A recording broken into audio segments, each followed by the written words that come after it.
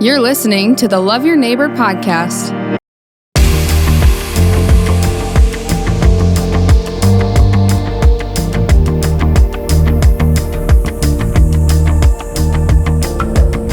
Hello, this is the Links podcast. This is Becky Blue. I am the guest host today, and we have turned the tables. I get to interview your usual host, John Semchenko. Hello, John. Hi, Becky. Thank you very much for that kind introduction. You're really good at this, by the way. I'm fearful that I may have worked myself out of a job now. Is this a job? I didn't know that. Well, you know, in the what do we call this? In the volunteer world. Yes, yeah, we love role. volunteering. Let's call it a role. It's a role. Well, I'm happy to jump in whenever you need me because this is very fun. So we got to meet a few months ago when you interviewed me about my book, Turning the Magic and Mystery of More Days, and we had a great conversation, and now you've invited me to take over the microphone and let's learn about John. So tell me your story. Well, it's one of my favorites. I love talking about me. So thank you. Finally somebody has asked. I grew up in a small town. I was born, was the first child born, and grew up in a small town in central North Dakota. My dad was a pilot, egg sprayer, and a farmer. My wife. Sorry, honey. You weren't married yet, probably. I wasn't married, but I did have a mother. It's amazing. When you're the oldest boy, you get the two confused sometimes. Oh my gosh. I get that. You get that. Okay. Yeah. But yeah, so my mom was a nurse. And so I grew up, was born and just was the oldest, and I had a younger brother that was born a couple years later. So he and I grew up together.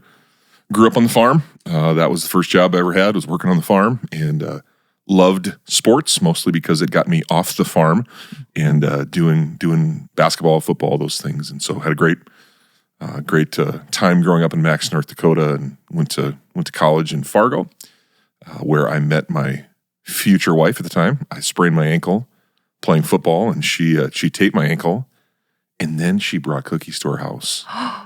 Oh. And she very, very intelligent gal. She saw the best way if she wanted to kind of at least earn my attention at the time was through my stomach. So she baked for me and all my roommates, and she became quickly my friends were like, John, you have to marry this girl. Oh, that's a very sweet meetup story. I like that. Yeah, it was pretty awesome. So yeah, we moved. She is a originally Mitchell girl, but then moved to Watertown. So we I just like. For several minutes, I tried to convince her to move to North Dakota. I was just going to ask you that. How did you decide between South and North? It was a little bit of an indecision. Like when I graduated, she still had a year of school left. She was a athletic training major, and I was done, and I went back to the farm, and wasn't sure what the future held, but I went home that summer after I graduated, and I got a call from this fledgling organization called the Sioux Falls Storm. And they said, we want you to come play in Sioux Falls. And I'd never been to Sioux Falls. And I had no idea who the Sioux Falls Storm were. I felt it was kind of a shady operation, And but the only hook that he had, and I don't even know if they knew this, but at the time my wife was doing an internship. My girlfriend at the time, she was doing an internship in Sioux Falls and was living here.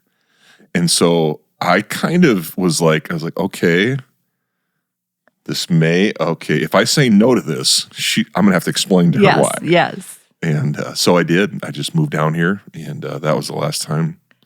From then on, it's history. I've been to a couple Storm games. Tell me about your time with the Storm. How long did you play for them?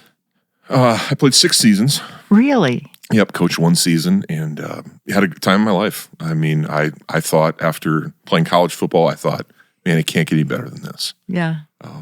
Great relationships, great friends made, and great experiences. And then I came here and I was blessed with a whole nother football family. And the early years, man, it was sketchy. First couple of years, and then we got some community buy-in. They did a great job of recruiting local college players, and just had a good time playing, and we ended up in, I think it was 3 or 4.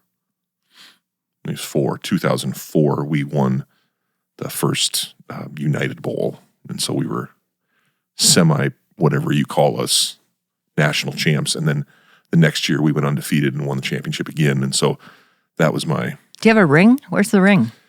Interesting story. I have 4. I have 4 rings. You have 4 rings. You really did get a ring. Yeah, I did. Yep, we won. Okay. Yeah, so I actually don't wear them. Okay. Well, that'd be a little showy. Yeah, I mean, it's, I don't, I wear, this is the one ring I won in college. Yeah, that's the wedding ring. That's the one that counts. Yeah. That's the important But one. I love that you have 4 rings. That's great. Yeah, I gave actually all of them away to people that I knew would value them. And that was the one surprise about, winning in sports. You always want to win the championship. And I had never won anything in high school or college. And so to have one and get to that point where you go, now what? Yeah. What became obvious was like, man, this is something you have to be able to share. And so I had a friend that just, was just very into him. And I said, hey, you like this? He's like, this is awesome. I was like, you can have it. So he took it, and he's, to this day, he always references that, and he says, wow, this is so cool. Thank you so much for this. And the other one I gave to my father, and the other 2 I'm going to give to my boys. So. Wow. So, I think that speaks volumes about you, John. Someone who would give something that you worked so hard to achieve and that meant so much to you. So I'm guessing I'm looking at somebody with a really generous, big heart right here. So where did that come from? Did you have a role model for that? My parents, really. I mean, growing up in the home that I did, that was modeled for me. Both my mom and my dad were both givers, and they cared about the other. And it wasn't. It's something that I think I had to. I didn't take them at their word. I had to go the long route, and so I call it the dark years that I went through. Where to challenge them. Oh well, definitely. And I think that's part of that journey of going, okay, when you have a model to live out, or you have an example to follow, there was a part in me, and I've discovered now that it's in a lot of us, where we need to figure it out for ourselves. And so I went to the school of hard knocks for several semesters. Yeah. And at the end of it, came through, and I remember I was, my wife and I were married, first year of marriage, and got to a point in my life where things, were really starting to kind of, change. And I just remember having a trip across Nebraska. I was going to see my brother, who was shipping off to, at that time, the Middle East to serve overseas. And on that trip, I just remember crying out and really just saying, okay, there's got to be more than this. And I just remember a very unique experience driving across Nebraska to see my brother potentially for the last time, right? Yeah, absolutely. He volunteered to go overseas. He volunteered to serve his country. He was not called up. He actually took the place of someone who had children, and my brother at the time didn't have kids. And so my brother models that for me. He literally gave his life for another. And so I saw that, and I watched, and I'd always looked down on my little brother. Oh, he was little. I was picturing him older than you. No. He's a year and a half younger. Okay. And so I had always been kind of the that big brother, that older brother who was, had experienced different things. And he always kind of was under my shadow. Well, I realized quickly, here's my little brother. He's doing something that I could never even dream of doing. And I remember thinking, like, there's got to be more to life than football. Playing for a stupid, not a stupid, it sounds, but it's just a game. Here's my brother who's actually living out the model of service. And I just, I didn't know where to take that. And so I just, kind of took that and released that to God. And he just was like, he said, I have more for you. And will you, and it was a question, like, will you trust me to take your life? And so And you said yes at that point. I said, the best I knew how, I said yes. Yeah. And it's been, How did your life change after that day? Boy, it's been changing. I mean, it's been a process ever since. It's just a process of submitting to his authority and then just turning the results over to him. And it's been a wonderful journey. 21 years of that. And so, did you lose any friends over that? Nope. Good. I don't. I look at it this way. I don't possess friends, right? I mean, the pastoral cliche would be, if you go to be a friend, you'll have friends everywhere. And so, I don't know that I've ever had friends. I've experienced love in many ways from many people, but no, it didn't change my life in the sense of I still communicate with many of those friends. So I don't have as much in common with some of my friends that I used to have. We don't have a lot to talk about anymore. Yeah, and that's okay. And it's okay. Yeah. Right. The guys that are my friends, that were my friends, they still are. The guys that love me and the guys that I loved, I mean, we still communicate. But yeah, it's interesting the role that you play when you, when you become, anyway. Well, it's been an interesting journey. Yeah, that's great. But I think you lift up the role of friendship and talk about friendship in a town like Brandon. Yeah, it's a good question. We're new to Brandon, so we've lived here for 7 years now. And, we had heard, and I growing up in a small town myself, I graduated with 14. Oh, gosh. That's smaller than my 22. I know. That's tiny. You're a big city girl, Becky. Kinda, yeah. Hurley, 399. Yeah. Yep. See, we were 299. I don't know where they Where's that? Couldn't they find another person and make it a round number?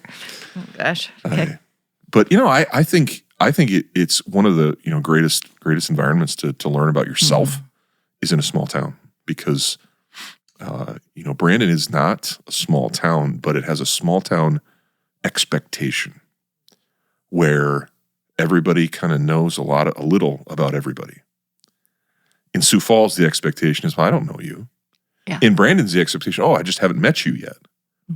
And so to me, Brandon has a great context for relationship because there's an openness and expectation. Everybody that moves here, in 2015, before we moved here, that the University of South Dakota did some research, and the number one reason people move to Brandon, most people would say they think it's a school, but actually that's the number 2 reason. In 2015, the number one reason people moved to Brandon was because of the small town atmosphere. Because in Brandon, you have the convenience of being located to a larger metro area, yet you have a place to go away from that, and so that's actually the number one reason, and I think that you feel that at games, at sporting events, absolutely. I feel it at going to Mary Poppins last year. I almost cried. I don't cry very easily, but to see our students putting all that work in, simply to bless and entertain our community, I almost cried. And at the talent. Yeah. And you feel that small town pride when you have those moments like at Sunshine, when you run into somebody, you get that feel. It's obviously, community's growing, but friendship in Brandon to me is it's all about investing. It's all about investing. What are you willing to invest in another? How are you willing to, because you can't say, I don't have any friends. We were talking about this with another guest, and friendship is really going out there and reaching out. Yes. And adding value to people around you. That's what a friend does. And usually when you do that, you discover people that have that same concept, that same belief. So do you have like a question? How do you approach somebody? I mean, it's easy to you're standing at a game next to somebody and, sort of beyond like asking, well, who are you cheering for or whatever. Do you have some other questions you like to use? Yeah. Well, it's tough. I think you approach someone not with a question, but with a gift, with an offering. So at church, I pastor here in Brandon, and what we do during the greeting time is I try to always remind our people, you need to go find someone and then introduce yourself to them. You don't ask a question, you offer an invitation. And what that does is it takes us from a question says, I need you. Yes. An offering says, I'd love to share with you. And what's the greatest gift that we have? The greatest gift you have is you. Yeah. I mean, you're a gift to our community. I heard so much about you, Becky, and then I met you. I was like, now I know. You're a gift. And I'm like, oh, thanks. What a, now I have Becky Blues. I have her cell phone number. 55. No, I'm just kidding. And I have yours, and I'm very thankful. I'm sorry, but I that's love just that, honestly, because I'm all about questions. And one of my favorite books is called A More Beautiful Question. And so it's how to kind of phrase questions, but to sort of flip that on its side, and it's more coming at that person with an offering. I love that. And I think questions are for gaining and gathering. Yeah. Because if you're asking questions, that is you wanting to learn and wanting to grow. And I think that's how sometimes questions allow us to get more out of that person. So when we ask each other questions, we learn about them.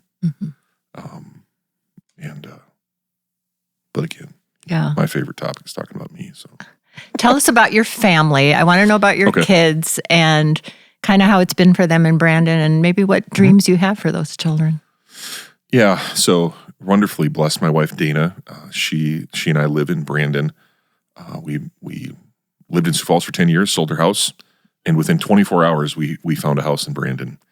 And so really feel that was certainly God's leading and part of His plan for us. So I have two boys. One is 15 and one is 14. They are both taller and nearly larger than I am.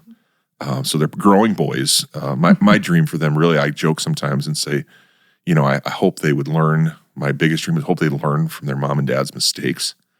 That they would grab hold of life in a full way.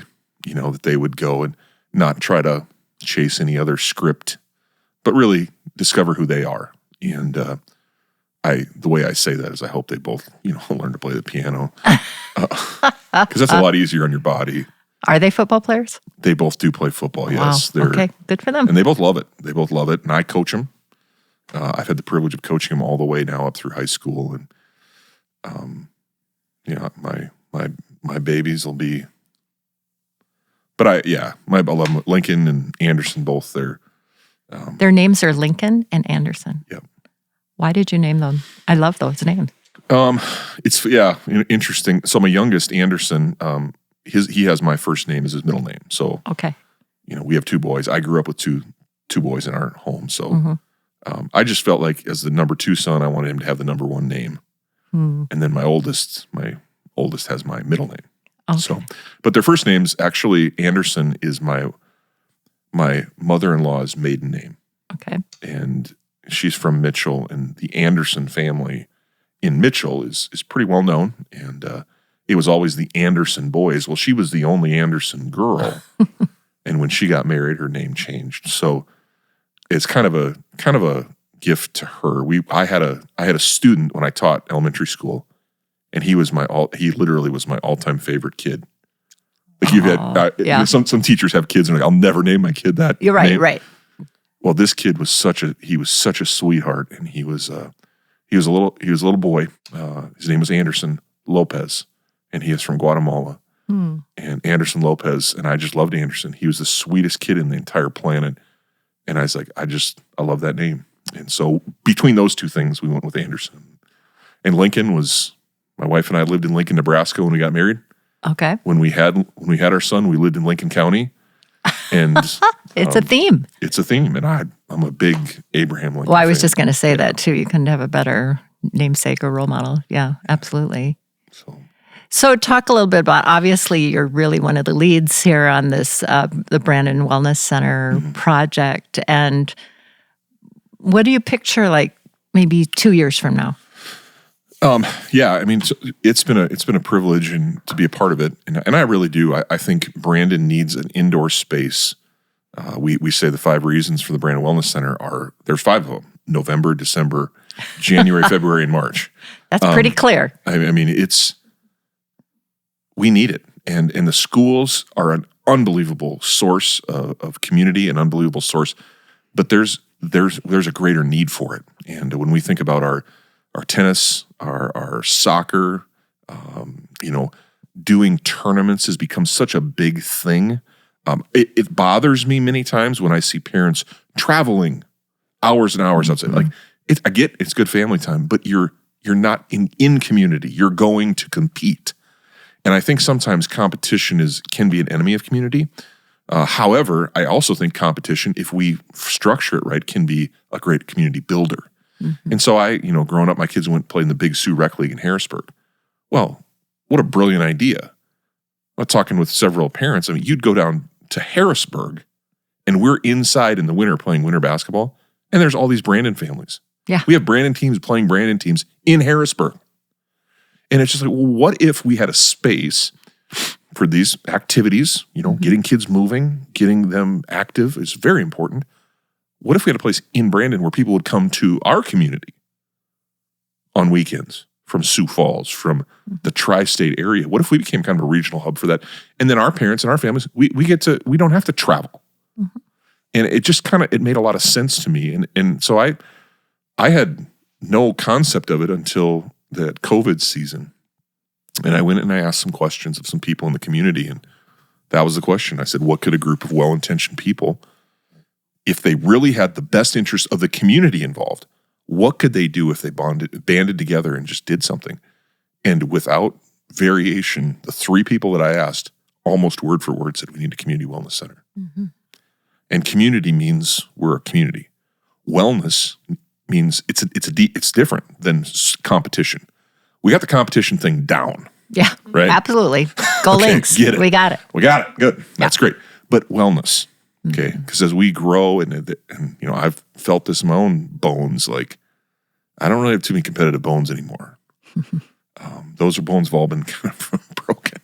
But there's more to it. Wellness and a bigger picture, and then a center. Like center meaning like we can all come there. It's a shared space, not just for our community, but for other communities. And also on the economic side of it, we have a culture in Brandon, a small business culture that's growing rapidly, but want to continue to grow that. And what could we do to enhance that?